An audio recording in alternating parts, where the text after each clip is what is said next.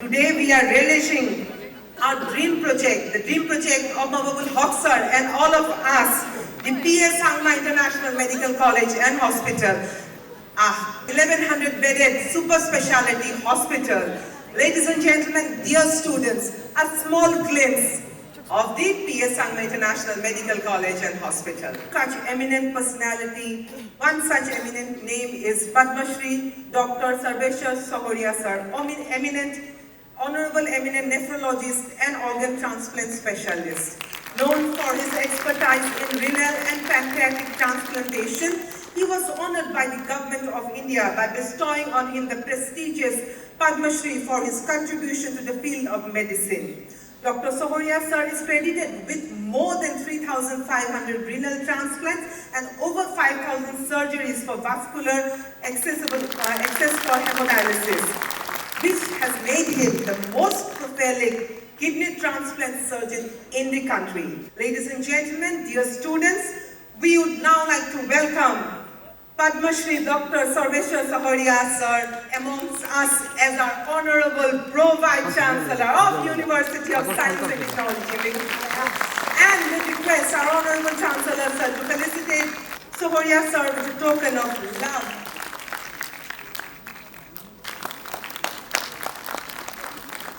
It is indeed a great privilege, I should say, to come to this beautiful institute.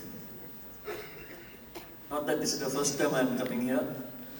I have come many times, but every time I come here, it looks like something new every time. This is all because of the dynamic leadership of Dr. Mababul Haq. Let us all hope that the next project he is planning, that is the Medical College of International Standard, is a huge project. I don't think anybody in the Northeast at least has ever envisaged about this type of project in this part of the country. Not that we don't need, we really badly need. I keep on telling everybody that the entire Northeast, we are seriously lacking a medical facility here.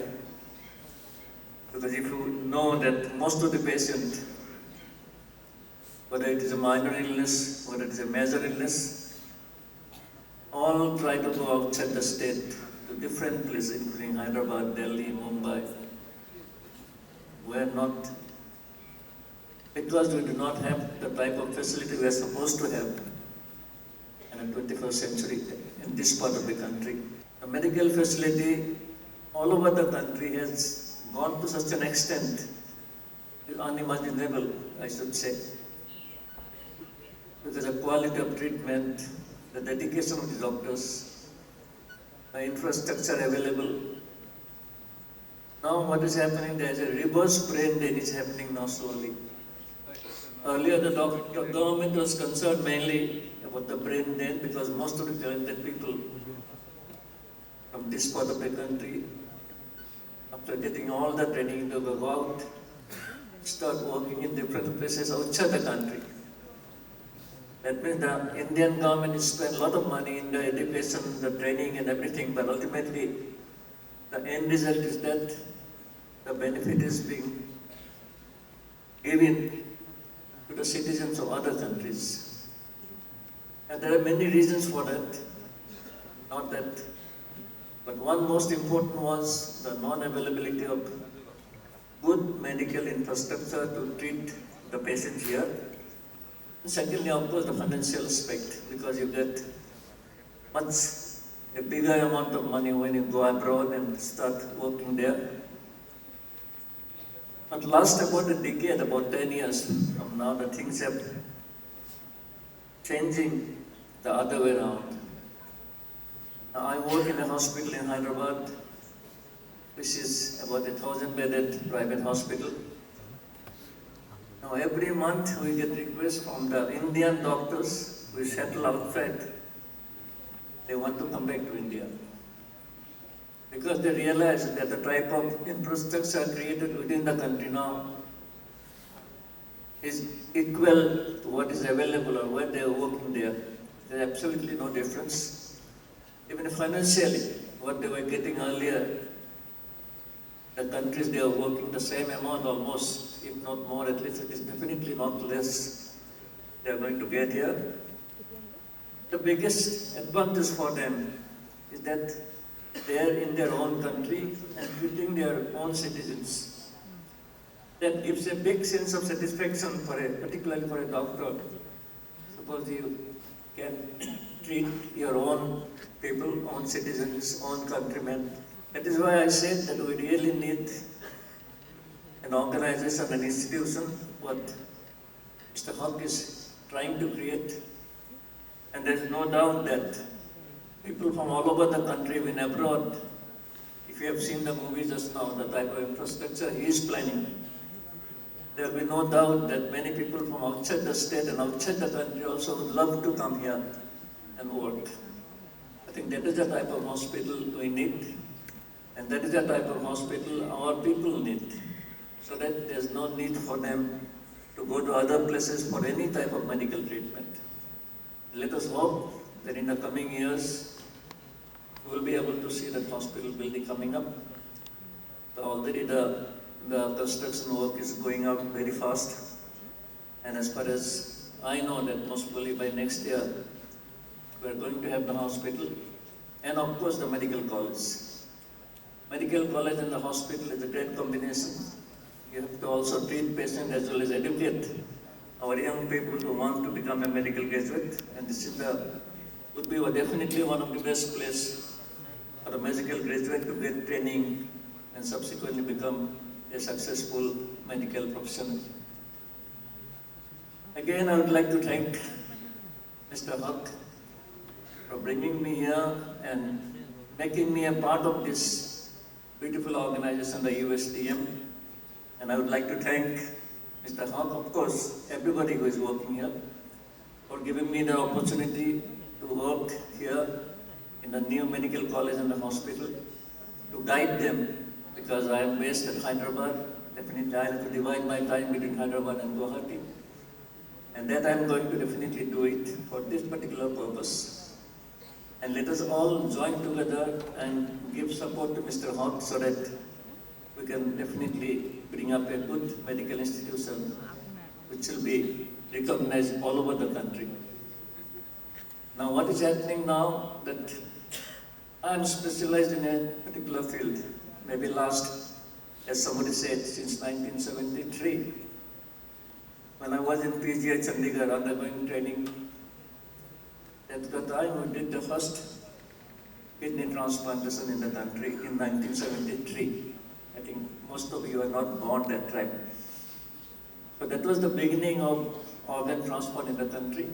It's very, very difficult to start a new technology, to get the confidence of the people to come to you to get the treatment.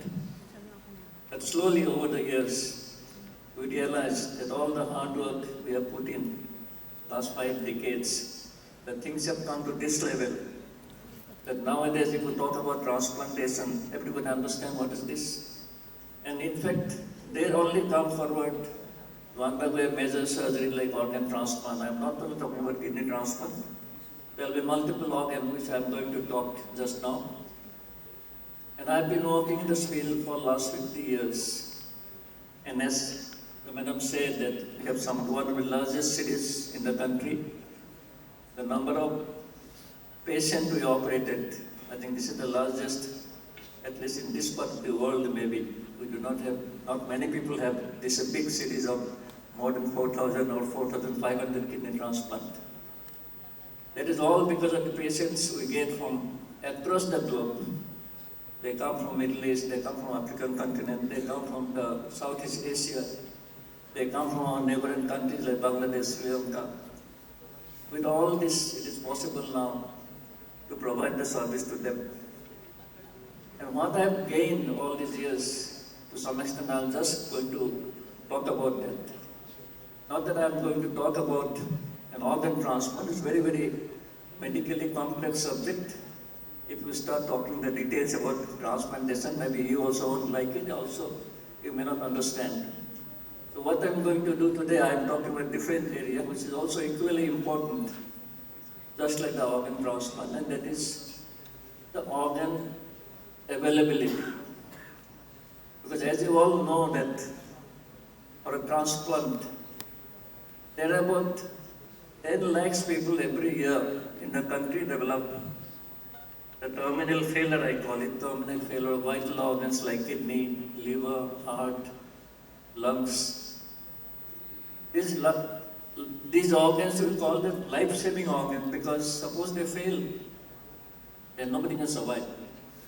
So our attention at the beginning, as of today, is only on those organs which are life-saving, because other tissues are also there which are not life-saving, but we are not taking too much interest. That is important, of course, but it is not as important as the organ which we call the life-saving organ like liver, kidney, heart, lung, pancreas, intestine.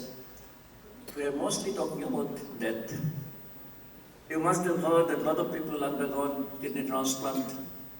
You must have heard some of your neighbors, some of your in the village, your town, your society. It is possible kidney transplant to get an organ because every human being has got two kidneys.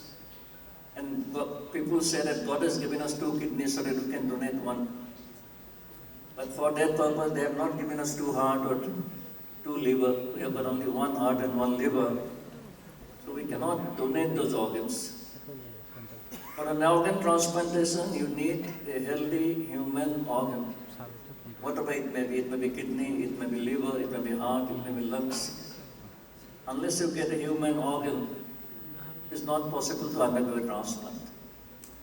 There are a lot of medical advances, I said, over the last 25, 30 years. That a lot of organs, not exactly organs, I would say, a lot of tissues or other places, we can repair by using artificial means. Like suppose somebody's knee get damaged, we can put an artificial knee. Suppose somebody's hip joint is damaged, we can put an artificial hip joint. Suppose somebody's heart valve is damaged, we can put an artificial heart valve so it becomes okay. Suppose somebody's eyes become damaged because of cataract, we can put an artificial lens so that you can see like a normal person. But life-saving organs are not like that. You cannot create human organ in the laboratory, till now at least. Lots of attempts have been made to create human organ in the laboratory. So that suppose tomorrow you develop a kidney failure, this is available in the shop, you can go and buy and then fit it in your body. But that is exactly not happening because till now medical science has not been able to go to that level where you can create human organ in the laboratory. Once that thing comes, I think life will be much more easier.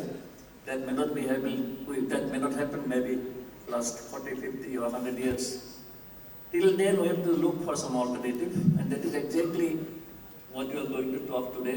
What is that alternative? Not that we do not have organs. We have plenty of organs. There are plenty of people dying in a hospital. You can see, if you go to the morgue or if you go to the burial ground, nowadays there is a queue there. You don't get place even to get your body buried or burnt. But still we are learning sort of human organ. In that area we are going to focus today, and this is very important for all of you, so that the take-home message, what exactly is that? Our main purpose of this thing to create awareness, so that everybody has to die one day, not that even a single human being can survive.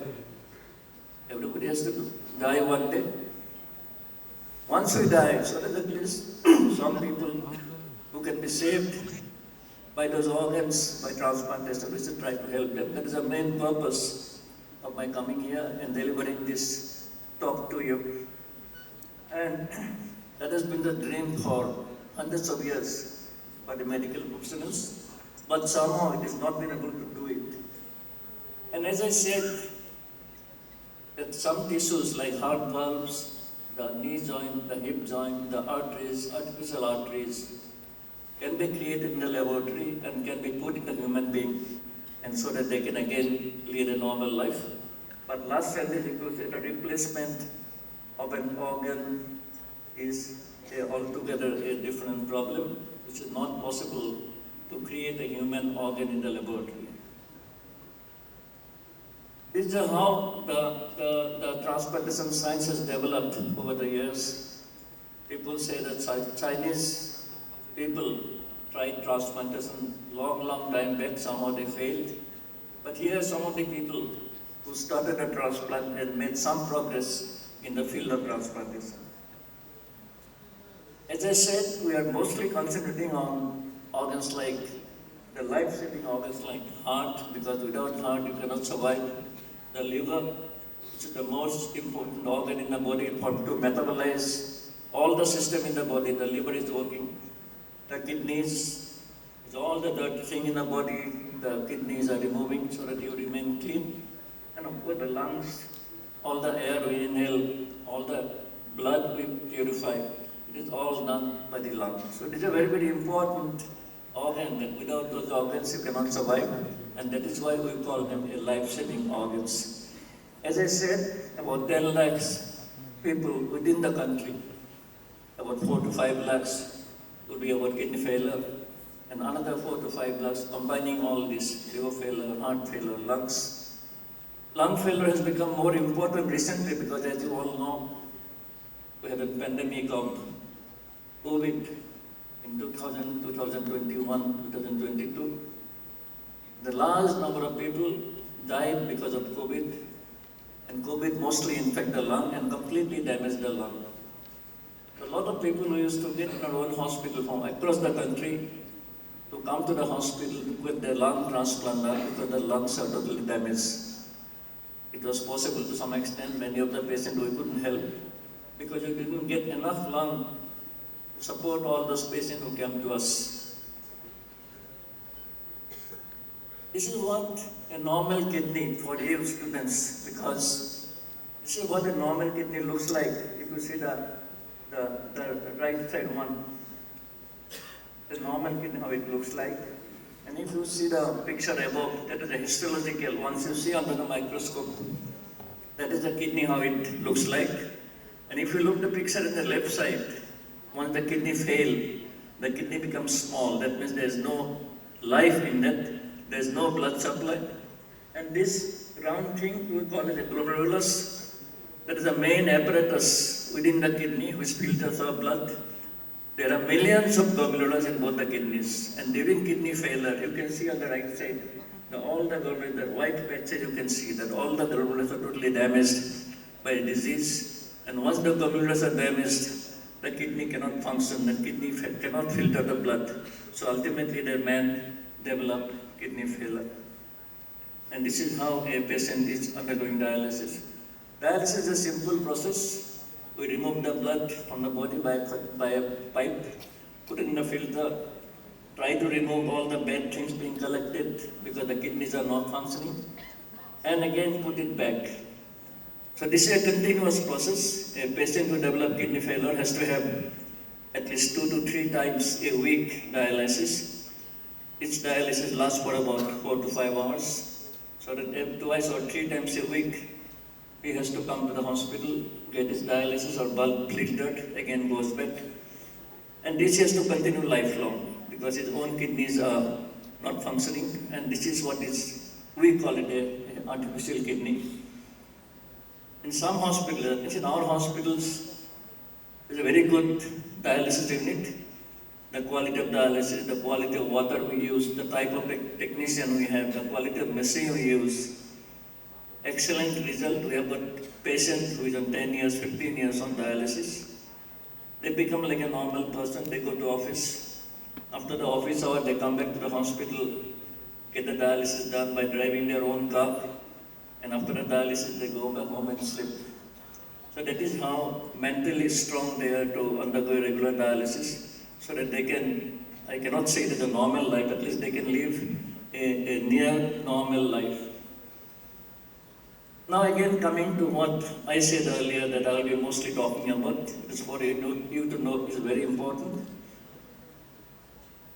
There are 4 types of organ donor. As I said, in a kidney, a living person can donate a kidney because there are 2 kidneys God has given us. And if it is everything is okay, one of them we can donate or give it to somebody in the family. suppose unfortunately he developed kidney failure, that is the first donor, is a living donor. Secondly, donor after cardiac death, that means when the heart stops, as you know that when the heart stops, there will be no blood supply to any organ in the body. So all the organs will die immediately, maybe within 15-20 minutes, including the brain, the heart, the liver, the kidneys, everything will die. Suppose there is no blood supply for more than 15 minutes. So that man, which we say is a dead body, we are taking organ, so he has to die within the hospital. Not that somebody has died in the hospital and you call the doctor, no, we are ready to donate organ, that doesn't help. Because by the time all organs are damaged. Then, brain dead donor, that is where we are going to put in all effort to make you understand what exactly is a brain dead donor. Because donor, as you know, if I tell you, if you see in the Hindi movies or any movie, suppose the hospital, the patient is very sick, he is about to die, the doctor will come and put his hand in the pulse and say sorry and put a white sheet over his hand saying, no, sorry, he is no more. So that is typically when the heart stops, we tell that the patient is dead, he is not living anymore. But one more concept has come, not very recently, quite some time back. It is during World War II, when a lot of soldiers from across the globe, they got bullet injury in the head or other because the head was damaged or the brain was damaged because of the bullet injury or some blast. They were brought to the hospital and they were put on ventilators. Till that time, nobody knew what exactly is a brain dead. So those intensive care doctors, they observed, it's quite some time back, during World War II, they observed that once they put in those people whose brains are totally damaged because of bullet or because of blast, they can sustain for a long time. Suppose you put them on life support system, what you call it. That means you put them on ventilator, give them IV fluid and all support you give. Their other body organs will keep on working. That means his only brain is dead, but other body organ you can sustain for a considerable period of time. But what happens once you stop that ventilator, what it's called, or suppose within 10 minutes the man will die. That means he is totally dependent on artificial life support system. So that is where the concept came that there can be two types of death.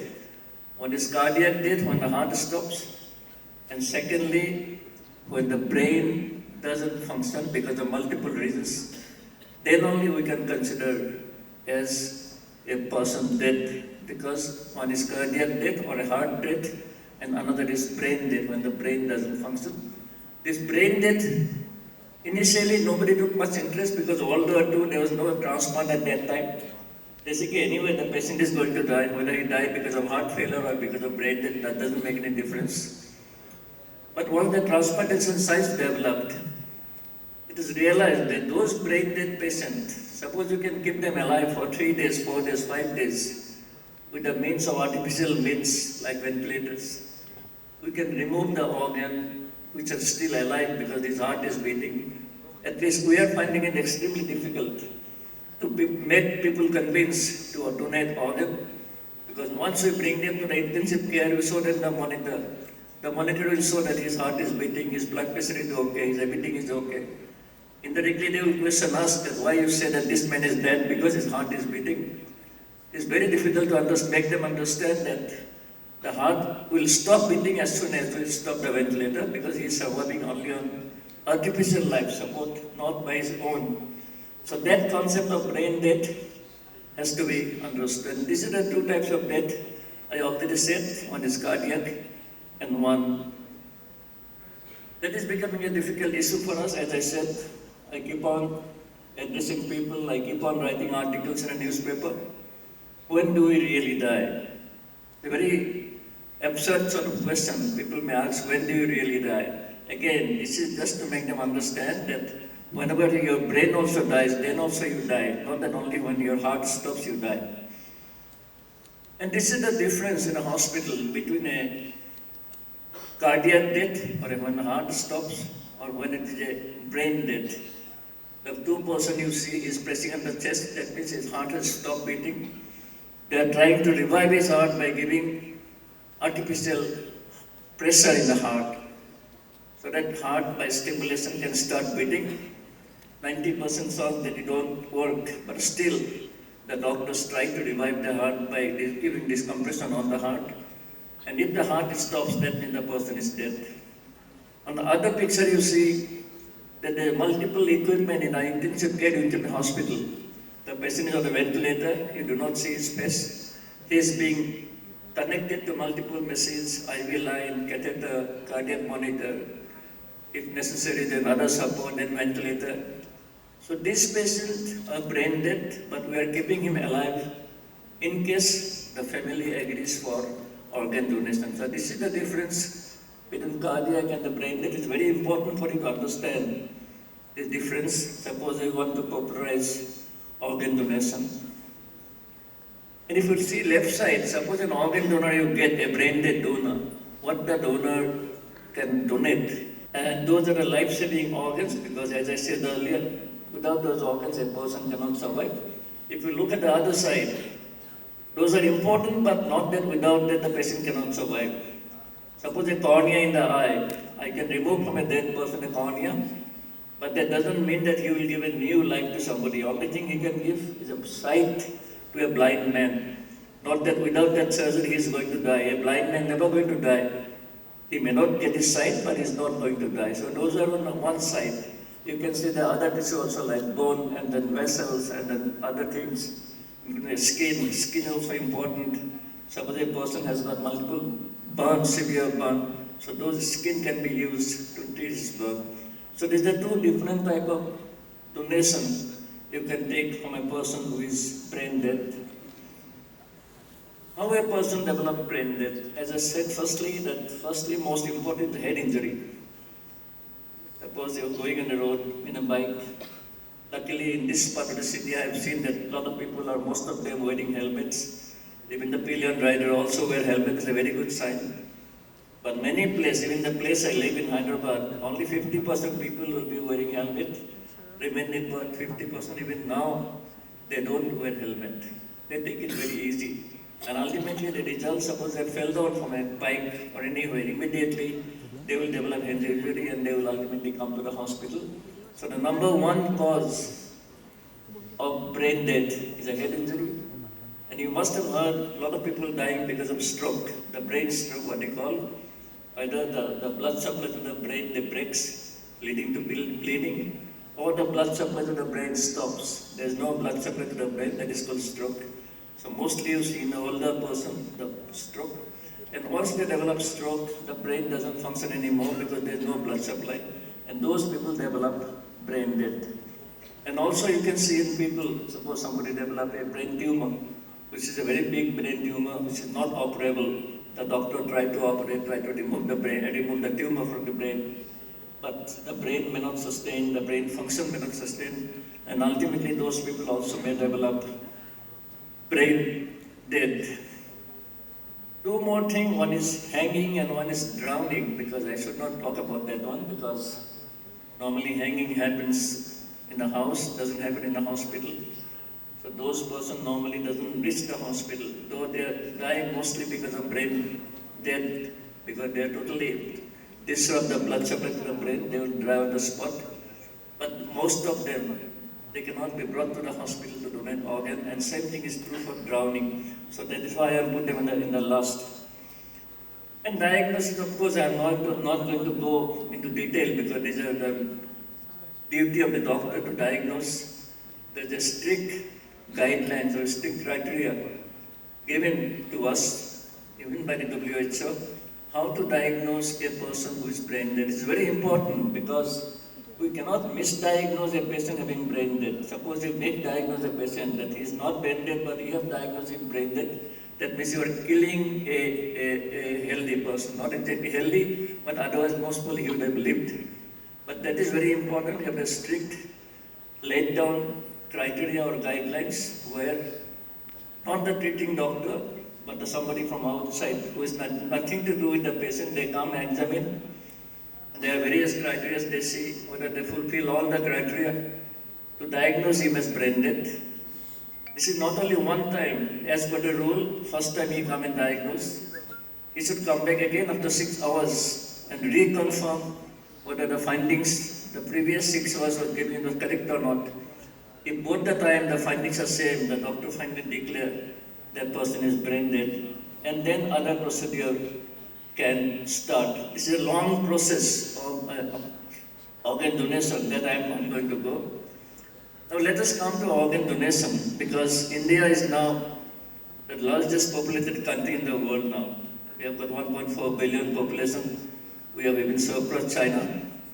But if you look at this curve, we are at the end, where our organ donation rate is 0.4 or 0.5 PMP, we call it, that means per million population.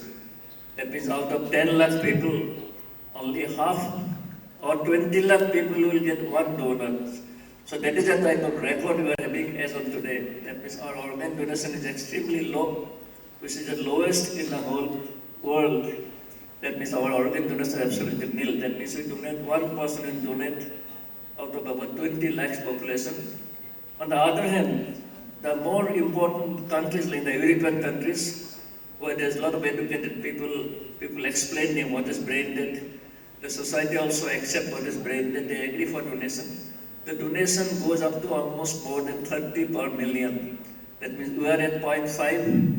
But those countries have gone to almost 30 per million. That means a huge number of organs they get for transplantation. That is where we have been trying, at least I have been trying for the last 10, 15, 20 years, how to improve that organ donation rate in the country.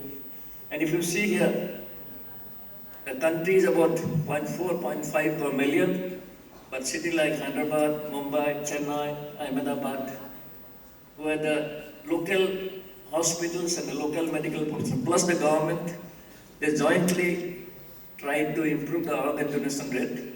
And we have come to mostly somewhere around 1 per million population, we have come to that level. That is after putting in a lot of effort, which is absolutely not enough to keep all the patients on the transplant program.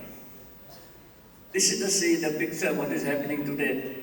The green area is where the organs are available from brain dead donor. If you see the white area, there is no activity at all. There is no government interest.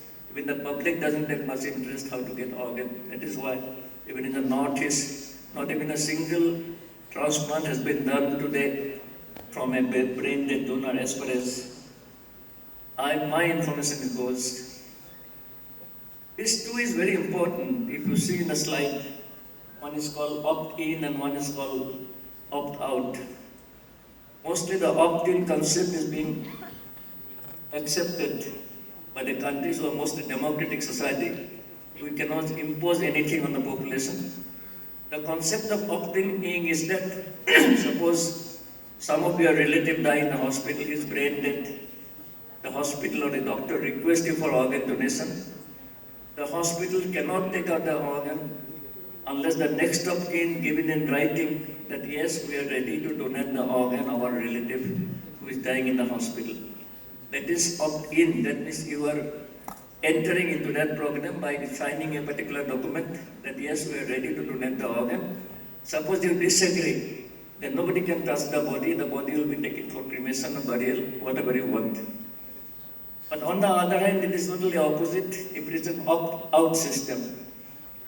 That is being carried out in some countries, which is very important. In opt-out system, suppose a person dies in the hospital, because most of the country, the medical cost for the treatment is given by the state or the government. So suppose a person dies in the hospital, the body belongs to the government, belongs to the hospital.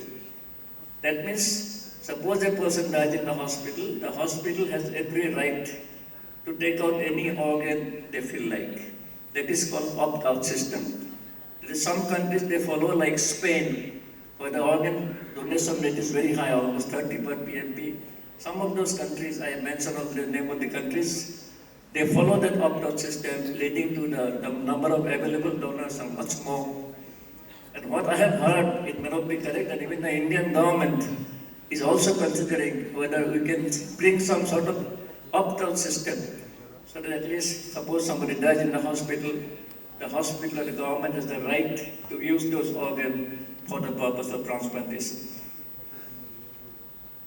There are a lot of barriers, as I said, lack of awareness about brain death, and people should know that their organs can be donated. There's an organization in Guwahati also, I think they propagate more about body donation, where you get bodies for donating, for doing dissection and all that, but this is totally a different concept. How to improve organ donation? Again, now we can see the Indian roads, of course, our roads are not yet fully developed. But the way the Indian Road Ministry or popular Minister Nitin Gadkari is developing the roads across the country, at present about 150,000 people die every year due to road accident in the country. This is a report as on today. The way the roads are being developed, the way the bikes are being sold, the way the cars are being sold, there is no doubt that 150,000 become 200,000, maybe another 2 to 3 years. Why I am mentioning this? Because these are mostly the people who die in the roadside accident. They are young people. Old people like us or anybody else who is 70 plus, he is not going to drive a bike in the highway, or he is not going to drive a car. They are mostly young people who drive, and they only ultimately die in the highways. So they are healthy people. They don't have any disease, they don't have any hypertension, they don't have any diabetes, their kidneys are fine, the heart is fine. But they die because of head injury, because once they fall from the bike, immediately the head will hit the ground and they develop severe head injury and they become brain dead. So there's an ideal donor, the 150,000. And one side you see, we have the highest number of roadside accidents. It's the highest in the world, it's 150,000. We have the highest number of people dying because of roadside accident in the country. But on the other hand, if you see, we have the lowest number of organ donation in the world, in the whole country. That means exactly opposite. That means we have a long, long, long way to go to bring that level. Let us not bring that 150,000 above that, but let us try to improve that 0.4, at least minimum 5 to 6 per PMP for organ donation. These are some of the myths about organ donation, and then this is not very important. One area is important, the organ donation and religion. These are all controversial topic.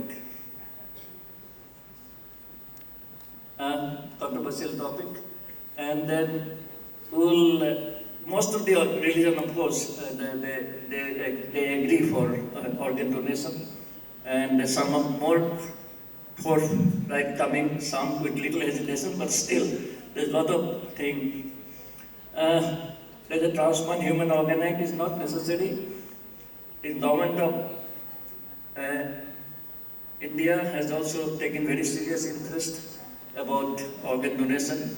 There's a separate department within the health ministry which is called as NOTU, or National Organ and Tissue Transplant Organization. And they have got central agency, they have got state agency, they have got regional agency.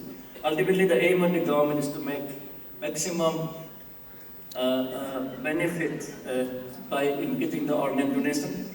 Even our Honorable Prime Minister, wherever he goes, he talks about, even in Mann Ki Baat, once he talks about organ donation. And even recently, he says that governments know the organ donation, the deceased donor, the dead person donor, can donate all vital organs. Modi government top priority boost in organ donation.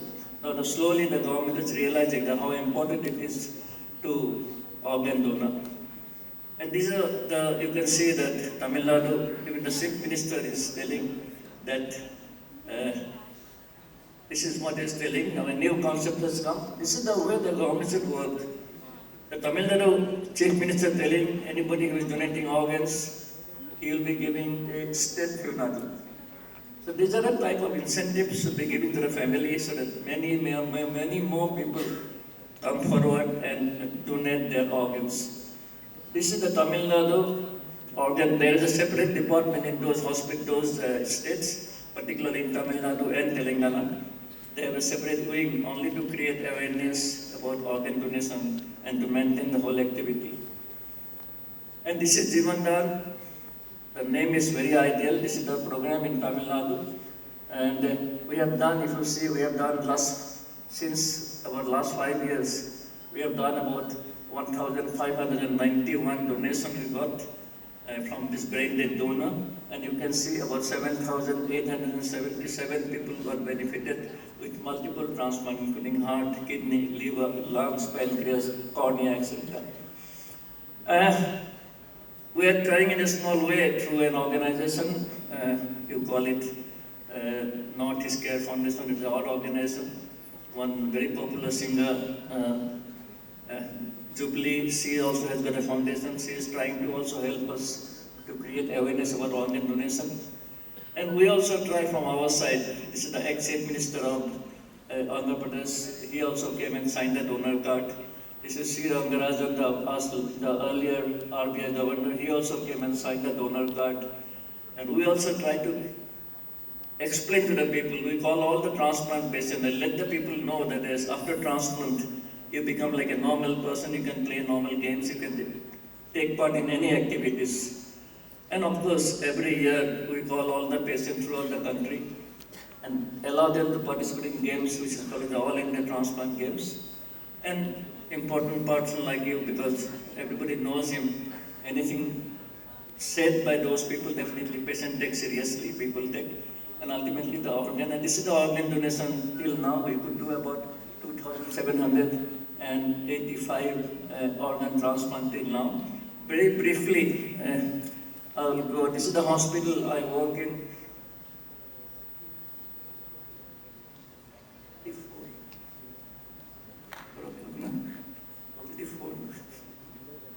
Sorry. And this is the hospital I work. I'll just grow. And this is we have done about 418 kidney transplant from the brain dead donor.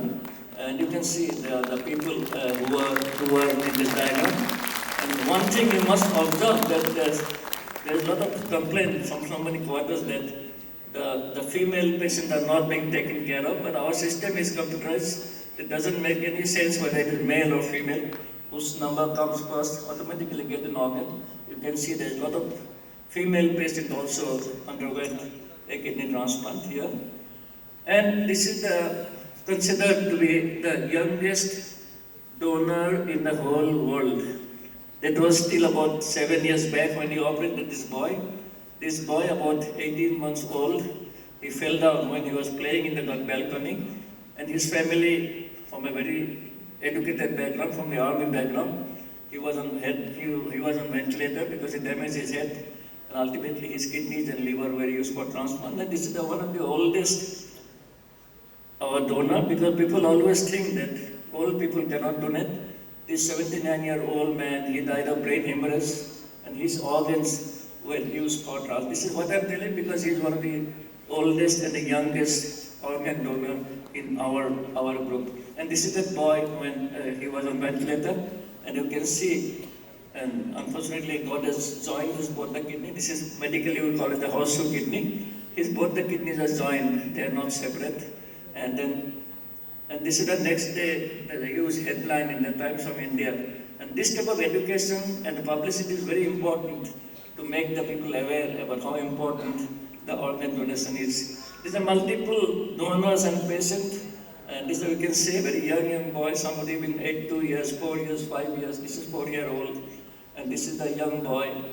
And this is another 2-year-old boy. This is the recipient. This is another 2-year-old boy.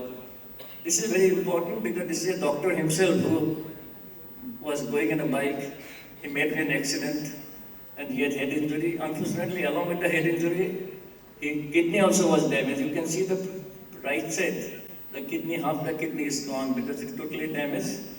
But as you said, the beggars cannot be choosers because we have a patient from Assam that time waiting for a transplant. There was nobody in the family.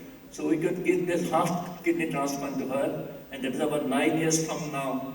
And with that half kidney, even now she is living a normal life. She is from Anglia and she is doing extremely well. And these are the 2 persons from Assam. Otherwise, it's very difficult to get an organ. I could somehow manage. This girl from Rohingya, and this is an ex-senior RBI official, and she also got a kidney transplant about 10 years back. And both are doing extremely well. So I got a slip that I have to finish very quickly because the buses are leaving. I'm not going to take much of your time. And this is, of course, when the first heart transplant was done by Dr. Christian Bernard. I think his photograph came in the Time magazine front page. And this is Dr. Thomas Sturgill. He did the first liver transplant in 1963. And this is the first kidney transplant done in US way back in 1954. And incidentally, both the donor and the recipient, they're twin brothers. So that is why they're very successful transplant. And the surgeon got a Nobel Prize for the undertaking this surgery, the successful surgery. And of course, this is the first cadaver transplant in 1980 when I was in PG at Chandigarh. We could do the first brain-dead cadaver transplant. And there was an African surgeon, several twins, he came all the way to help us to undergo the kidney transplant. As I said, the transplant got to that level that even nowadays this man has bilateral hand amputee, he doesn't have both the hands. He can live, but with the transplant, both the hands were transplanted to him so that he again can become a normal, active person. This is little, we also can't digest. A French surgeon, this is the man. So he is trying to do what you call a total body transplant. You will be really surprised. Even I was surprised when I talked to him quite some time back, because French government didn't allow him to do all those things. So most people last 2 years, he is based in China. He is trying to master the technique of total body transplantation. He has not yet done it, but he is planning, and he has already got a recipient. The recipient I am going to show you. This is the recipient, the boy from Russia, but his total body is not working. He cannot walk. He is on a catheter. He said, it's a miserable life. I don't want to live. I want that the whole body should I get. Only my brain will remain. The remaining body should be taken from somebody else. So that surgeon is planning to one day that he will be able to transplant human body to this type of patient whose brain is superb, but the rest of the body is not working. Another interesting picture I will show you. This man who doesn't know Stephen Hawking, but unfortunately he died. He died in 2018. He would have been an ideal candidate for total body transplant. He's in a wheelchair. Sitting in a wheelchair, he can do everything, but ultimately we lost him because it's not possible for them to survive for a very long time. So, because we have no organ, what is there? We are looking for the animal kingdom now. If we don't get from human, people are trying to get a pig transplant. And this is the patient about 6 months back. The pig heart was transplanted to this American citizen, but unfortunately he could survive only for about 57 days. After 57 days, he died because of some complication. But this is the first successful xenotransplantation, what we call. Suppose you take an organ from an animal, we call it xenotransplantation. This is the first successful xenotransplantation being carried out. He survived for about 50 days. Again, at the end, my only take-home message for you that we all should come forward, donate our organs, not when we are living, but when you are dead, when you are no more in this world. You promise, you write a note, you tell your family that I am interested that my organs should be given to somebody whose life can be extended with the help of a transplantation. I once again would like to thank Mr. Hawk and the whole USGN family for coming and joining me here and giving me the opportunity to talk to you.